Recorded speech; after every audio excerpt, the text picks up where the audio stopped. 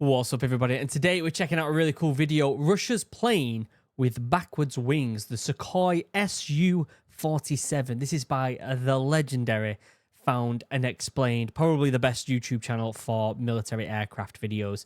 Their information is absolutely fantastic. And if you're not already over there and subscribed, I don't know what you're doing. If you're into this subject and you're not subscribed to Found and Explained, then I feel like you're missing out. There'll be a link down below to the original video. Go over to Found and Explain, subscribe to their stuff, like their videos. They are phenomenal. Let's watch this video. Let's learn. Let's enjoy it. Let's figure out what this backwards wing design, if it's effective. I think I've seen images of this before, but I've never actually found out how much about it.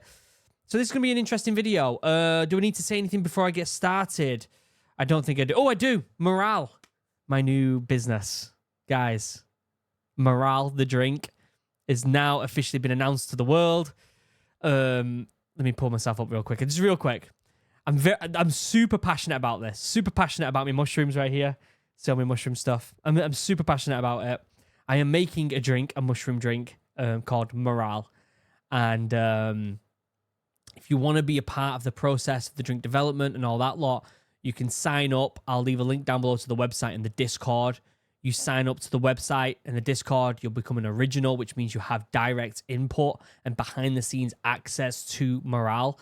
This drink is hopefully getting launched in all big countries that watch my channel. The UK, America, India, all sorts of places. I'm hoping it gets launched there. And so if you want to be a part of the process, if you want input on the flavors, if you want input on the mushrooms, everything, label creation, if you want to see how it's done, down below, go check out Morale. I'm so excited for it. Anyway, I'm going to shut up now. I'm sorry. Let's pull this up and let's watch this. This video is brought to you by Squarespace. Squarespace. Oh, the music. In 1997, a revolutionary aircraft took to the skies above Russia, and its wings were the wrong way around. Weird. Now, forward-swept wing design wasn't something new, but this might have been the first time that it actually worked. Oh, okay. Sukhoi envisioned this to be the future of the Russian Air Force, and more importantly, beat their rivals MiG in the race for the 5th-gen jet. Today we're going to explore the story, the hardship, and the engineer's vision behind the jet of tomorrow, the Su-47 Rakut. I feel like the music was a bit louder than it should have been in that video there, wasn't it? But what's the point in the wings being forward? Like, what actual physics does it benefit? Obviously, I'm not an expert in that field, right? For me, it was just point a gun in a direction and shoot. That was my expertise. And so it is interesting. Obviously, when it comes to me as a Royal Marines Commando, former Royal Marines Commando, it just helps with identifying what an aircraft is, doesn't it? That's all it really does. Loud. Oh my god. Sorry, guys. Cool video, though. Love a bit of Found and Explained. During the 80s, the Soviet Navy had big dreams to conquer the seas, defend the vast Russian coast, and to rival the American Navy power. Yeah, it didn't go very well, did it? They needed a new state-of-the-art jet. Sukhoi developed a new aircraft named the S-22 and actually dubbed it the Su-27KM to confuse the West. It would be Russia's 5th-generation air dominance fighter for the Navy to accompany the Yak-141, a lighter VTOL-capable aircraft. I don't know much about the Yak-141 either. This is a thing, like, I've done a lot of videos on American and Western aircraft, right? But I haven't really touched that much on Russian aircraft. I've done a couple of videos here and there, but I really should do more videos about what I made from around the world, shouldn't I? And you bet there's a future video coming for that as well. Up until recently, not much was known about the project, but there was actually a mock-up made at the time, including a very interesting flat exhaust nozzle design choice. Interesting. But then a change had come for the USSR before Sukhoi could build a prototype, and there were no more fat paychecks to spend on crazy projects. However, Sukhoi Bureau started seeing potential and saved this design and thought that it could be their opportunity to finally beat their rival MiG and reserve their spot in the 5th gen race. But ironically, the tale as old as time doesn't actually start with Russia. The story behind the S-47 and the forward-swept wing design leads back, like nearly all aerospace projects, to the Third Reich. In Classic. 1944, the Nazis built a new jet bomber, which I feel like for all the horrible, horrible stuff the Nazis did, they were so quick to advance their technologies, weren't they? Obviously, for them, it was a big incentive. If they got ahead of everyone else, then they could win the war, which they didn't. And it also shows why the US took a lot of them scientists and put them into NASA, right? Which, if you don't know about that, that's an interesting story in itself. But I think in general, it's weird how that group of people were able to advance so quickly with technology, wasn't it? could outrun enemy fighters at the time, hoping to somehow change the tide of war. It was called the Junkers U-287. Weird. The main issue was the amount of stress that was put on the wings, both in terms of bending and twisting during flight. Without composite materials that we have today, the project was doomed from the start, and other advantages of this wing design, like reduced drag and increased maximum speed, couldn't be utilized. But the Allies, including the... But why point? I just don't understand what's the point in having the wings forward, though. There must be some sort of benefit to it. Otherwise, they would have just put them backwards and had the same engines on it and make it just as fast, right? Russians took notice, and once an idea is created, it's hard to shake. And it would be the Americans who would finally get this experimental design to work. NASA. Speaking of It was NASA, so it was probably the same people that worked on that first bomber. the Russians, they're also working on a new version of the MiG, the MiG-41. But this information wasn't easy to find out because they don't have a website for this top secret project. Obviously. Squarespace is really the best Let's get through the ad real quick. If you want that warm and fuzzy feeling, click that link to check out perhaps your future website. Thanks again to Squarespace. Squarespace. In 1984, Grumman started an ambitious project on an aircraft called the X-29, and it was a joint NASA and US Air Force project to test the capabilities of forward-swept wing designs. Is that weird to me, the fact that we know NASA took a bunch of Nazi scientists, right? Which is a weird story. And it was them that came up with that plane design in Nazi Germany, and now America came up with it as well. And it's part of NASA's. That's a bit it's very interesting, that, isn't it? For future fighter jets. This time, they would use composite materials like carbon fiber that would be light enough and strong enough to finally allow a real forward-swept wing design to be built. The Russians had been working on a design like this for a very long time, longer than you might think, since World War II with the DBLK, but finally there was a solution available. Around the same time of the Grumman experimental aircraft in the late 80s, the Soviets started two very ambitious programs called the MFI and the LFI. Their task was to create a new multi-role fighter and a light fighter to counter the US's ATF and future JTF programs. When I see emblems like this, and I know this is super off topic, like this Cold War era Russian like insignias, it reminds me so much of Black Ops Cold War when you do that mission and you go behind the scenes to the KGB. What a great mission that was. I really hope with Black Ops 6 we get some cool missions like that, because I loved that mission. Which by this point I've covered pretty well on the channel. The famous MiG Bureau won the contract to create a multi-role fighter prototype, which then turned out as the MiG-144. But Sukhoi had an ace up their sleeve and a vision to follow, and they were not going to give up that contract that easy. They said, if you won't fund the forward-swept wing jet, we'll do it ourselves. Interesting. The leadership of the Sukhoi Bureau decided that they would fund their project internally and beat MiG at its own game, letting the more superior jet aircraft do the talking. Now, this would be a huge gamble on the future of the company, not seen in aviation since Boeing gambled with the creation of the 707.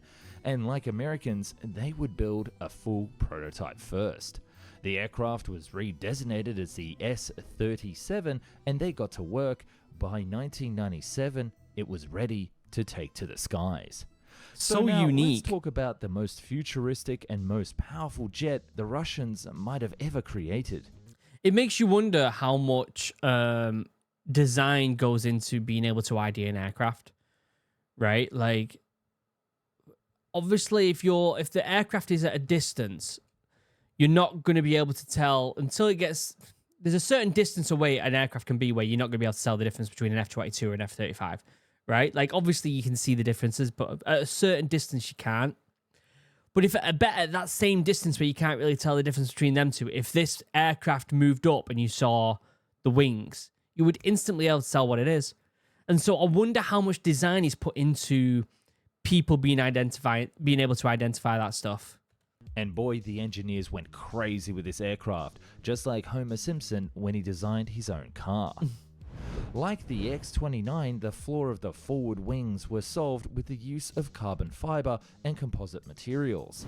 The wings of the Su-47 were around 90% made out of composite materials and allowed the aircraft to have a fighter performance with better fuel consumption because of the lower drag. Interesting. Large canards were mounted in the front of the wings to help the pilot steer and maneuver the aircraft, and unlike the X-29, the Su-47 was a powerful bird with two Solovyev D-30 F6 engines, providing 93.1 kilonewtons of thrust, each with either 2 or 3D thrust vectoring nozzles. So I wonder what the top speed of this thing was then, because that's some power, that, isn't it? The same engines that were used for the MiG-31, and we know how fast that thing was. Yeah. This would allow for a max speed of over Mach 2.2 and give the plane Wow. the same maneuverability as the Su-35 or F-22, pulling more than 9 Gs without structural damage. Oh my God, that aircraft is a thing of beauty, isn't it?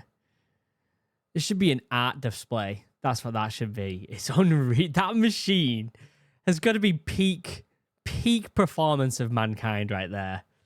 The weapons bay was also interesting. Unlike the F-22 or F-35, or even its successor, the Su-57, the one of the Su-47 had a rotating launcher with new R-77 missiles, similar to how cruise missiles are carried on bombers. It would be able to carry additional fuel tanks or go air-to-ground weaponry on a minimum of 2 hardpoints on the wings. It would also have a 30mm cannon that would complement the other weaponry to make it the ultimate air superiority machine. Air ducts were S-shaped to further decrease radar signature, and although we couldn't say that it would be as stealthy as the Raptor, for sure it would have had a slightly decreased RCS compared to 4th gen aircraft. RCS, radar cross section. There you go, guys. In the military, we love our acronyms, don't we? The two tail booms bring up the rear of the aircraft that housed ECM equipment because it couldn't be located on the tips of the wings as traditionally on modern flankers. That diagram is mental. You could stare at that diagram for hours, couldn't you? Whoa. Some parts, like the landing gear, was actually borrowed from the Su-27 family to cut down production costs, because remember, they were paying for this themselves.